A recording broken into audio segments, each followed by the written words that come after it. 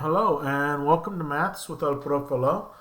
We're going to be working with evaluating Legendre symbols in this video, and in particular using Gauss's lemma to evaluate the Legendre symbols. Once again, the Legendre symbol is a symbol that helps you determine if a particular integer is a quadratic residue modulo an odd prime number, or if it is a quadratic non-residue modulo an odd prime number. Okay, in order to use the Legendre symbol, you must have an odd prime number, you must have an integer, and that odd prime number may not be a divisor of the integer you have. Okay?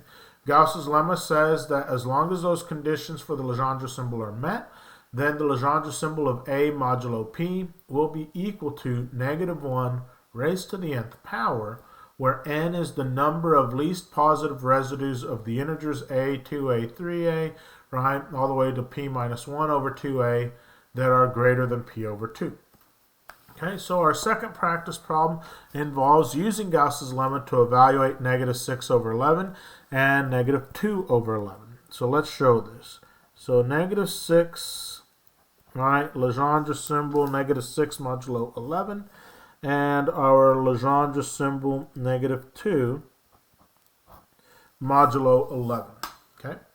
Now, what I will say is that this will become easier to compute if we consider the positive residue, or the least positive residue.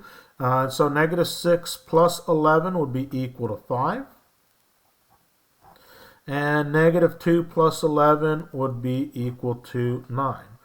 Okay, so our determination of a quadratic residue with -2 will be the same as the determination of a quadratic residue with 9, and same way with -6 with 5. Okay, if I'm going to use my calculator really quickly, what I can do is come over, right, and I'm going to do the -6 first. So we'll say -6x divided by 11.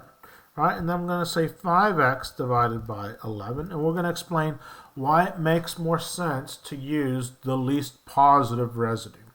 Okay, so when I go to my table, right, if I look at -6 and the remainder, right, and at +5 and the remainder on division by 11, with -6 I get -0.5, which means I have a remainder of -5, and with +5 I have 0.45, right? And so excuse me, I was saying that incorrectly.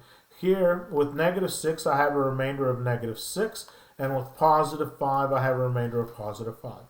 Well, it's going to become easier to use the positives, because then I can simply look at the decimal and say, hey, how many of these decimals, right, up through x is 5, how many of those decimals are greater than 0.5? Well, in this situation, I look at this and I see here's one decimal greater than 0.5, here's a second decimal greater than 0.5, and so we could say that -6 modulo 11, right, would be the same as 5 modulo 11, which would be the same as -1 raised to the second power, right? And -1 raised to the second power is equal to 1. So that's our computation. Literally, now why did we only go to 5?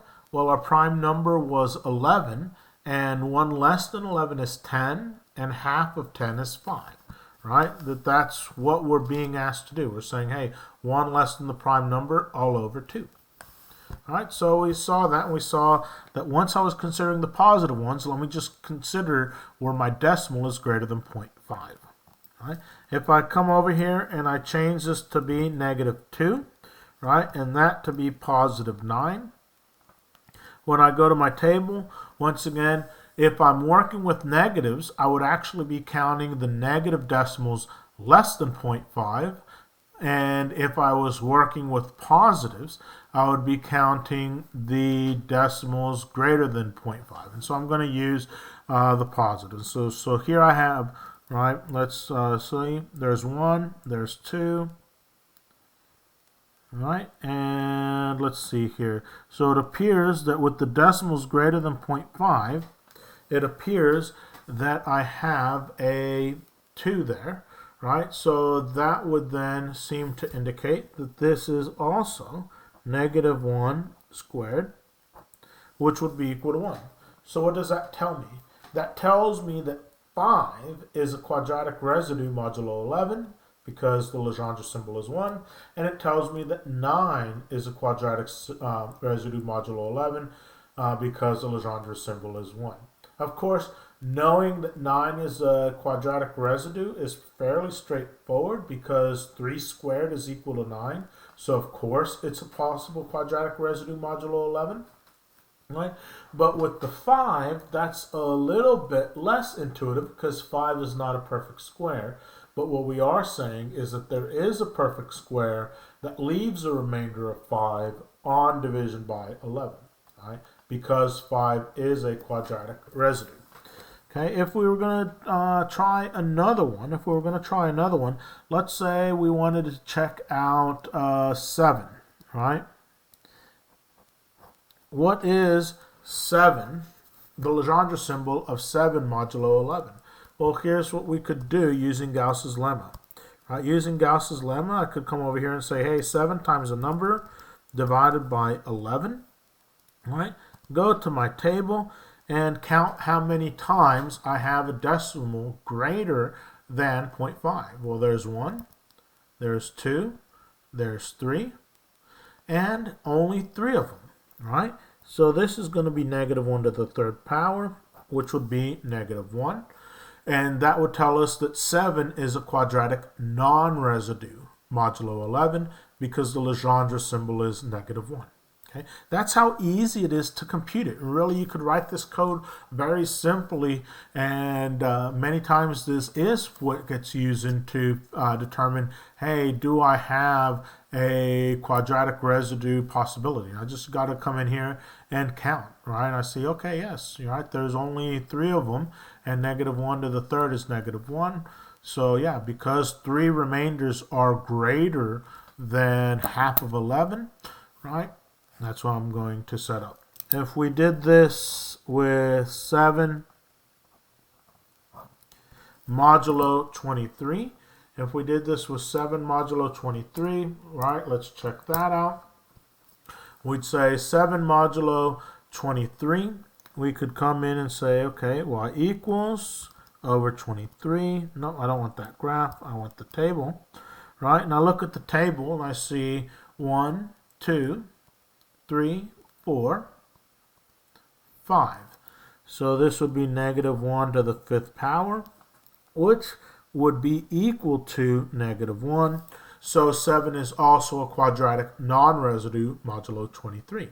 Right? You could not have a perfect square, leave a remainder of 7 on division by 23. Right? And let's do one other one. Where we choose another prime number.